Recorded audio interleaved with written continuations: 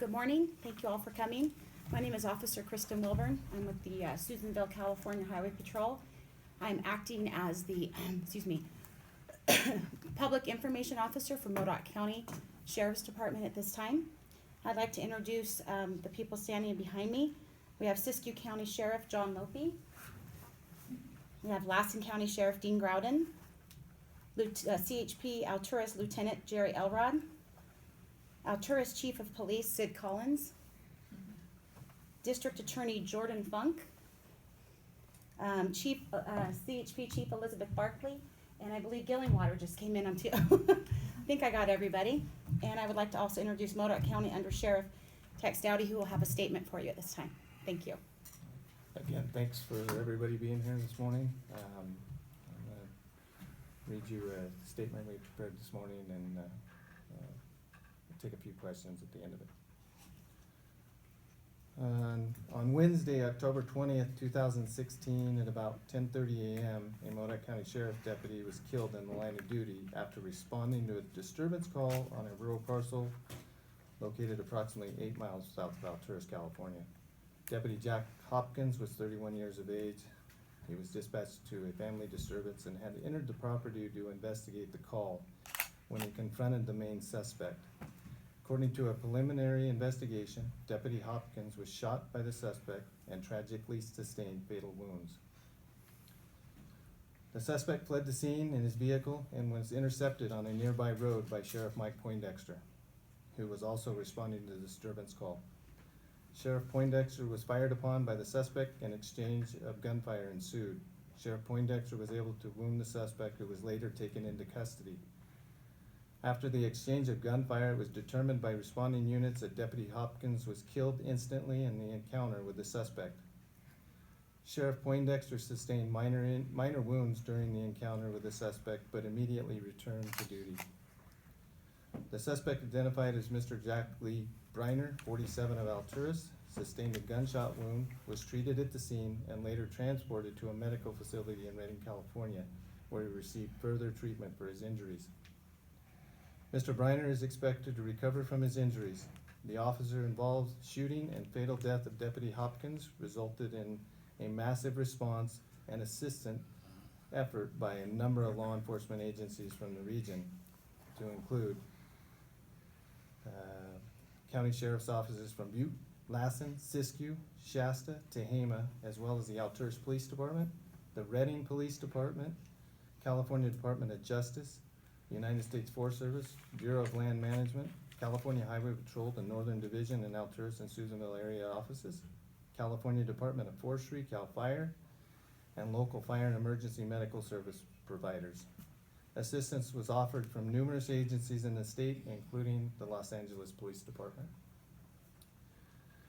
The criminal investigation for the murder of Deputy Hopkins and the attempted murder of Sheriff Poindexter is being handled by the Butte County Sheriff's Office under the direction of Lassen County Sheriff Dean Grouden. The CHP is handling administrative investigation, which is routinely conducted in an officer-involved shooting investigation, which focuses on the use of force from a policy and procedures perspective. Myself, I am coordinating the many investigative efforts underway by the Modoc County SO and assisting agencies. Deputy Hopkins was employed by the Modoc County SO in 2015. He previously worked for the Alturas Police Department. Deputy Hopkins is survived by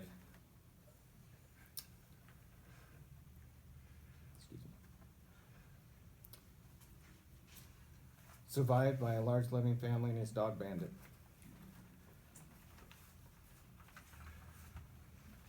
Deputy Hopkins had five siblings and was raised in a small community of Modoc, California, Siskiyou County. Excuse me.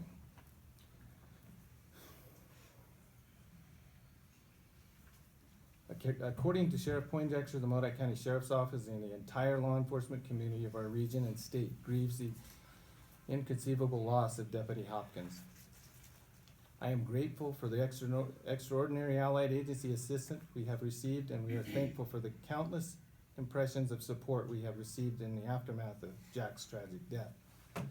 Our thoughts and prayers go out to to Deputy Hopkins, his family, his coworkers, his many friends, and all those impacted by the tragic and senseless loss of a dedicated law enforcement professional and friend.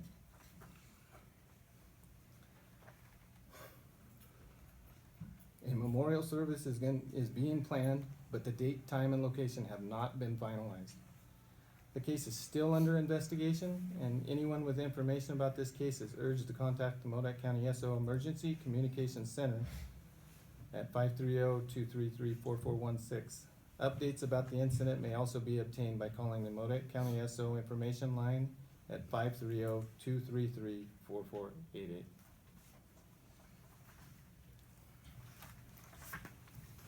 Are you guys releasing the name of the suspect? We did release the name of the suspect. It's Jack Briner. Okay. And what charges does he face? He would be facing It's too early homicide. to know exactly, but the killing of a peace officer in the course and performance of his duties, the intentional killing of a peace officer is a capital crime in California. An additional potential special circumstance making the case a capital killing would be the possibility that lying in wait murder was committed. And so it's premature to know exactly what charges will be filed, but by all appearances, this will be a capital crime. And Deputy Hopkins was responding to a family disturbance call? Yes. Okay. And so how did gunfire ensue? The gunfire ensued when the Sheriff Poindexter encountered the suspect. And how long do you guys think an investigation will last? Sheriff Bowden? It's gonna be a lengthy process. We've got the criminal investigation, the coroner's investigation.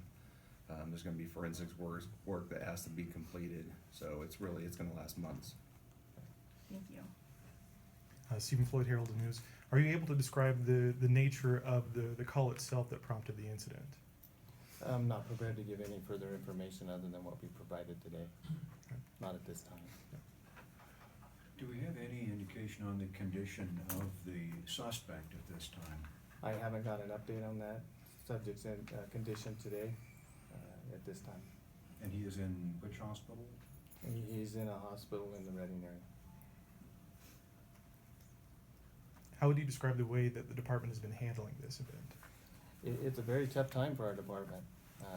It's a tough time for law enforcement. It's an extremely tough time for his family. For the most part, our law enforcement family has joined together, and we're in absolute support of his family. Whatever they need, we're available for them. And how long has he served his community for? He was employed with the Alturas Police Department for well over a year, and he's worked for us since 2015. Worked for the sheriff's office. Has this shooting heightened any concerns for officer safety? Anytime we have law enforcement involved shooting of any sort, it always heightens our safety. I mean, we're concerned about our safety in a situation like that. We're taking precautions to protect our officers and the community that we serve. And have you guys had an officer involved shooting here before in this county? It's been many, many years.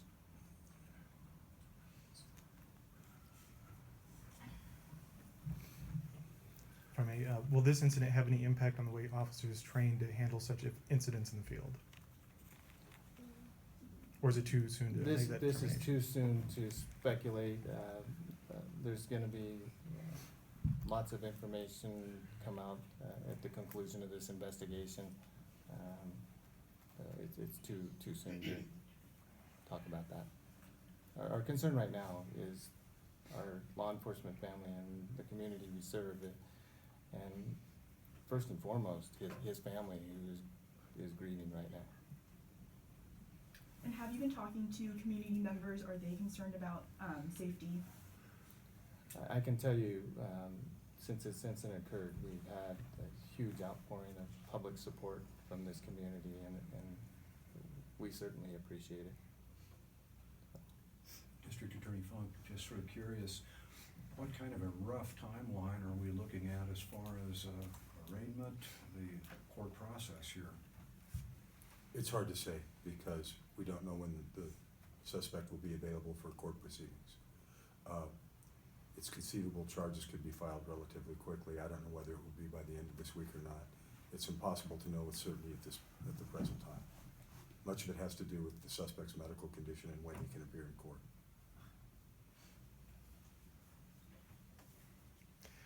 Will policy allow for the suspect to be prosecuted locally, or would there be any reason policy-wise that he might have to have a different jurisdiction because of the circumstances? The issue of venue will have to be addressed down the road. We would file a case here and hope to prosecute it here. Okay, Thank you. thank you. Thank you.